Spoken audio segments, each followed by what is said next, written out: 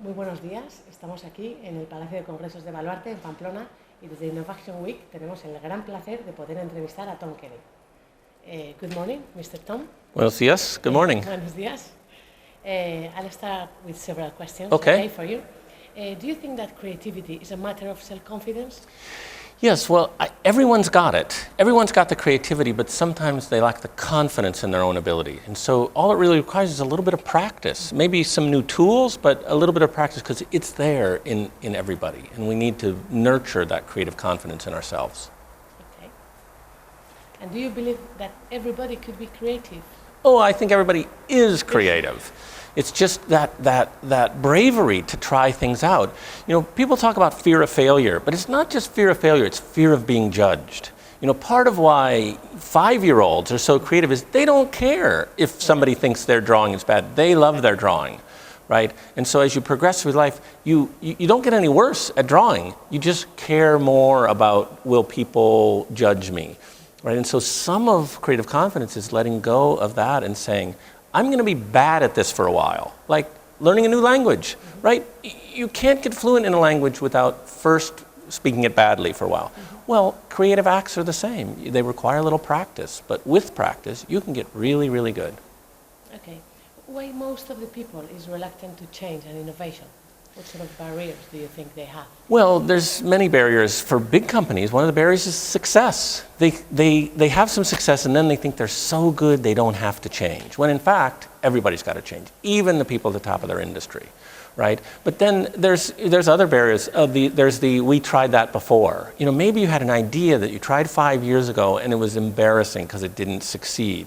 Well, the world has changed in those 5 years, and so maybe now is the perfect time for that idea. And so you have to let go of your worries about the past and think about what is right for today. Okay. How could you give us several advices or something, the way we could improve our creativity? Oh, well, there's lots of things you can do. I mean, one simple thing is just to pay attention to where your creative moments happen. So if you watch over the period of a few days, maybe during Innovaction week, right? If you pay attention, you'll find that certain times of your day are more creative. For some people, it's when they're in the shower.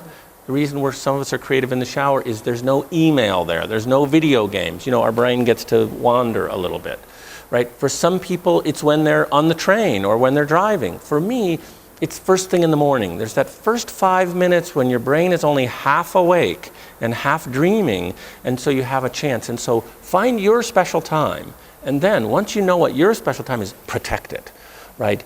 If your time is like mine, it's first thing in the morning, you better have a pad of paper beside your bed, right? So you can capture those ideas. For my brother, his best ideas are in the shower. So he has a whiteboard marker in the shower. He writes on the glass of the wall in his shower, right? So find your special time that you're the most creative, and then protect that so you capture those ideas. Okay. What is design thinking?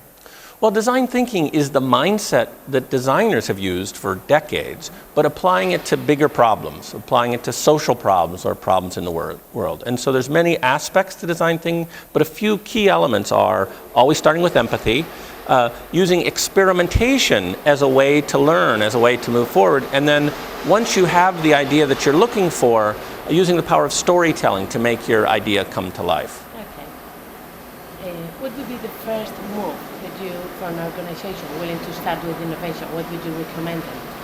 Well, the first move would just to have the senior leaders tell people that it's okay to bring out their new ideas.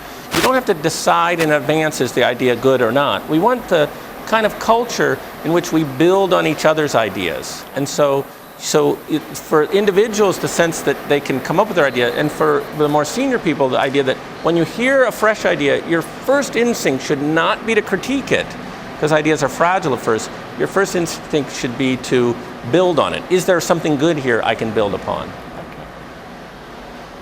What makes design thinking different from other existing methodologies? Well, you know, it's not always instead of, it can be in addition to. So, you know, I went to a great business school, and in business schools, historically, they taught us analytics. They taught us that when confronted with a problem, you make a spreadsheet. And there are some problems that get help with a spreadsheet. But design thinking is a different approach. It's a more human-centered approach. It's an approach with experimentation. And so we believe that for some more complex, more multidisciplinary problems, the design thinking is more effective than analysis, or can be combined with the traditional analytic methods. Okay. Where can we get ideas from in order to innovate?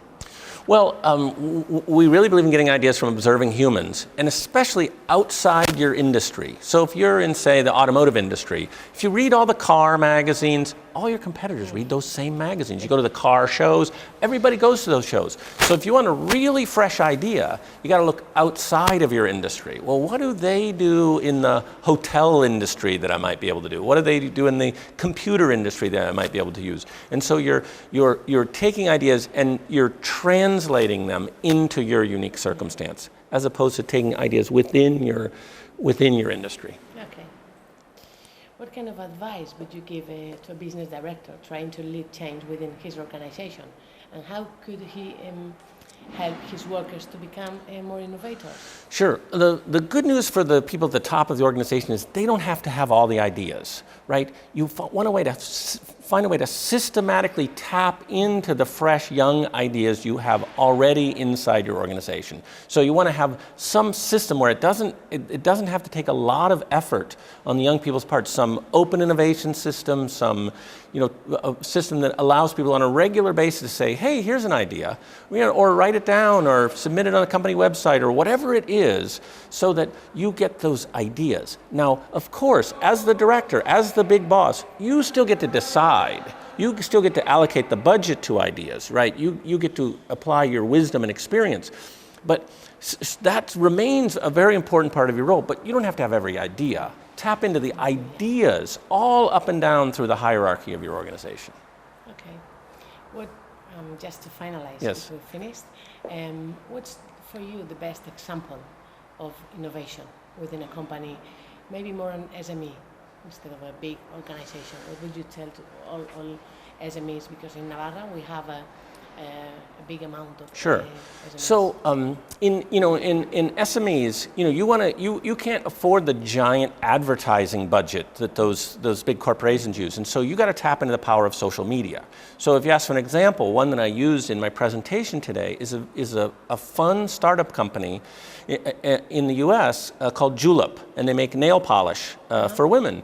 And so what they said is, we need an innovation, but we also need a story. Because if you have a really good story, then your best customers will tell their friends, and you'll make new customers. And so we created a story for them that was about how it was easier to polish your nails if you had this long tool to do it with. And so we created new tools that they told their best customers about, and then their best customers spread the word. So for small and medium companies, if you can tap into the power of social media, they will do your marketing for you, right? That your friends or your lead users or your best customers become a part of your marketing team. And that's a way that you can get advantage over even the giant corporations.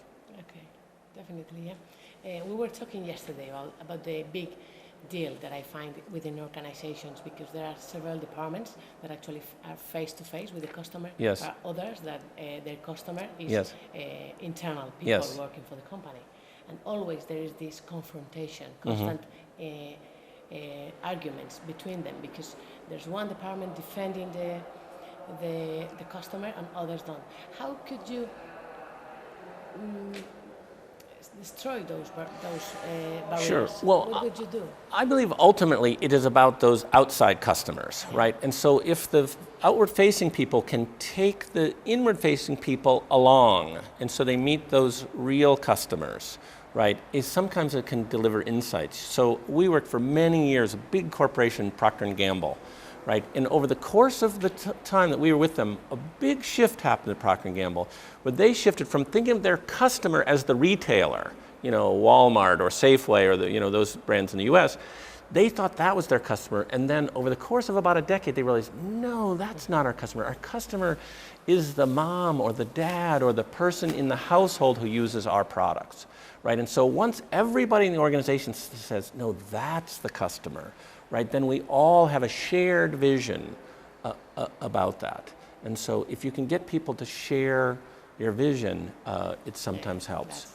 You know, at Cirque du Soleil in Montreal, Canada, the accountants and the support staff, they all work in this building that looks down on the practice area, right? As a reminder that my job is not accounting. My job is to help our business of entertaining, you know, in this magical way, right? And so we're really all in it together. And if you can get people to have that shared vision of this is what our business is about, then it's really helpful to break down those barriers you were talking about. Okay, all right. Thank you very much. Okay. It's a real pleasure having Great. you here. Thank you. So, all right. Thank you. All right.